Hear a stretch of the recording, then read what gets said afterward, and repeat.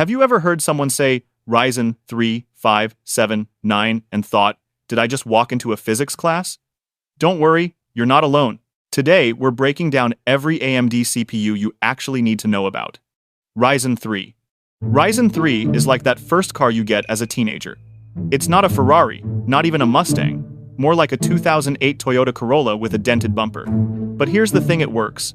It'll get you to school, to your job, to your friend's house at 2 a.m. because you wanted McDonald's nuggets. That's Ryzen 3 in the CPU world.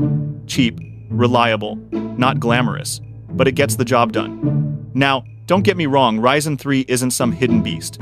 You weren't running 4K ultra settings with ray tracing like your PC was straight out of NASA. But for the price of dinner for two, you were getting a CPU that could handle gaming, schoolwork, and even a little video editing without sounding like it was dying. If you built a PC with Ryzen 3, I guess you had a sleeper builder ready to handle everything. Ryzen 5. The Ryzen 5 1600, especially the Ryzen 5 2600. If you built a PC in 2018, there's a 50-50 chance you had one of these in your rig. 6 cores, 12 threads, and a price tag that made Intel cry into their billion-dollar CEO bonus checks. This was the chip that basically said, you don't need an i7, you don't need to pay $300 extra. I can do everything you need at half the cost. And it wasn't just marketing fluff, Ryzen 5 genuinely delivered. You could play literally any AAA game at 1080p or 1440p, stream at the same time, and still have enough horsepower left to keep 47 Chrome tabs open. This is where things start to get interesting. For most gamers, this is the perfect balance.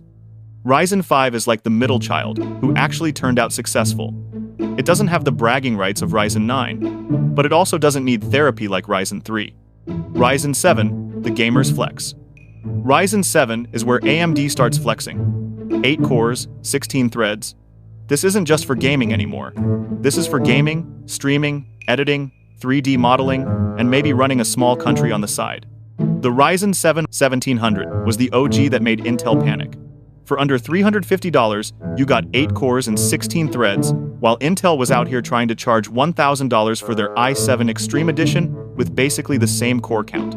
The internet went wild. People were calling it the Intel killer. Forums were filled with memes of Intel executives. For streamers and creators, Ryzen 7 is the sweet spot where you can game at high settings and run OBS without your PC screaming for mercy.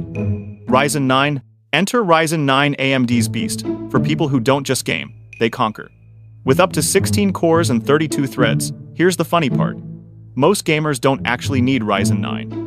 You're not using all those cores unless you're rendering Pixar movies in your bedroom or running a Minecraft server with 500 people on it.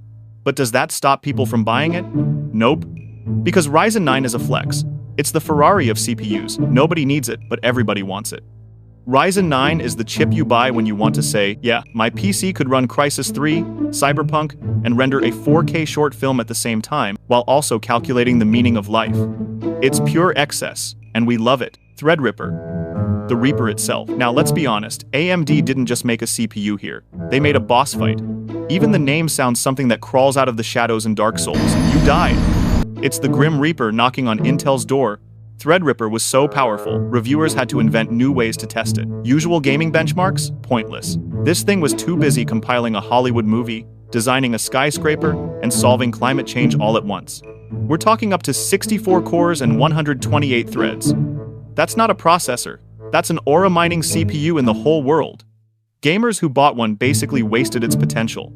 But hey, if you want to flex, nothing flexes harder than a Threadripper. AMD has built CPUs for everyone, whether you're just checking emails, gaming at 200 FPS, or trying to render the next Pixar movie on your desk.